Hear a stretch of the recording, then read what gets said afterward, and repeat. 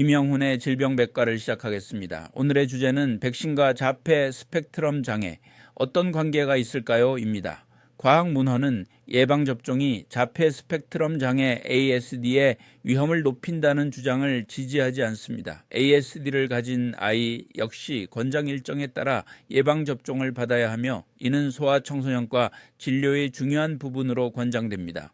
역학연구에 따르면 MMR 홍역 볼거리 풍진, 백신, 티메로살 함유, 백신의 수은 노출, 알루미늄 보조제가 포함된 백신 혹은 많은 수의 백신을 한 번에 접종하는 것, 어느 쪽도 ASD 발생 위험과 관련이 없다는 것이 입증되었습니다. 특히 미국에서는 2001년 이후 티메로살이 포함된 백신이 소아용으로 사용되지 않고 있습니다. 2012년 코크란 리뷰와 2014년 메타 분석 12만 6천여 명 규모의 코호트 연구 및 9,900여 명 규모의 사례 대조 연구 포함에서도 예방접종과 ASD 사이의 연관성은 없다는 결론이 반복적으로 확인되었습니다. 또한 2025년 7월 덴마크에서 120만 명을 대상으로 한 대규모 연구에서도 알루미늄 함유 소아용 백신과 ASD, 천식, 자가면역 질환 등 50가지 건강 문제 사이에 통계적으로 의미 있는 연관성은 전혀 발견되지 않았습니다. 백신 관련 주요 오해들 팩트체크하기 1.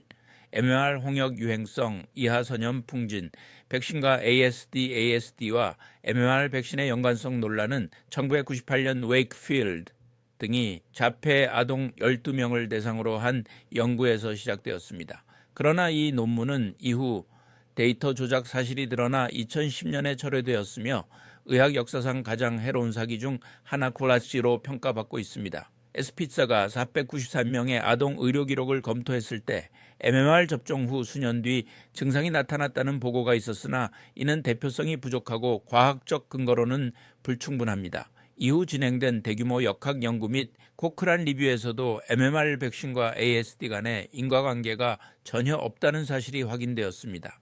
이 티메로살과 ASD 티메로살은 과거 일부 백신의 보존제로 사용된 에틸수은 성분입니다.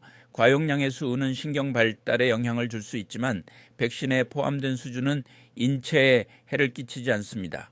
2000년대 이후 다양한 연구에서 티메로살과 ASD의 연관성은 확인되지 않았으며 미국과 유럽에서 티메로살을 제거한 이후에도 ASD 발병률은 줄어들지 않았습니다. FDA, CDC, WHO, 미국 의학연구소, IOM 등 국제적 권위기관들은 모두 티메로살과 ASD 사이의 인과관계는 없다는 입장을 명확히 하고 있습니다. 3. 너무 많은 백신이 아이 면역력을 약하게 한다. 일부 부모들은 한 번에 많은 백신을 맞으면 면역체계에 부담이 되어 ASD 발병을 촉발할 수 있다고 걱정합니다. 그러나 과학적 근거는 정반대입니다. 동시 접종은 안전합니다. 현대 백신은 과거보다 정제되어 면역 부담이 훨씬 적습니다. 접종 지연은 발달상 이득이 없습니다. 연구에 따르면 제때 접종한 아이들이 언어와 지능 검사에서 더 나은 성과를 보였으며 늦게 맞은 아이들이 더 좋은 결과를 보인 경우는 없었습니다. 예방접종은 아이가 가장 취약할 시기에 보호하기 위해 설계되어 있습니다. 접종을 미루거나 걸으면 100일에 홍역 같은 질환에 노출될 위험이 높아집니다. 백신을 거부하거나 지연하면 지역사회 전체의 위험이 커집니다. 실제로 미국 여러 지역에서 예방접종 거부로 인한 홍역 100일에 재유행이 보고되었습니다. 최근 연구는 ASD 아이의 형제들이 부모의 우려 때문에 예방접종을 덜 받는 경향이 있다는 점을 보여주는데 이는 오히려 이 아이들이 더 큰 건강 위험에 노출될 수 있음을 의미합니다. 소아청소년과 의사의 권고사항 예방접종이 ASD 위험을 높인다는 과학적 증거는 전혀 없습니다. MMR, 티메로살, 알루미늄 보조제 모두 안전성이 입증되었습니다. 권장 일정에 맞춰 접종하는 것이 아이의 발달과 건강을 보호하는 가장 확실한 방법입니다. 예방접종을 미루거나 거부하는 것은 아이뿐 아니라 지역사회의 건강을 위협합니다.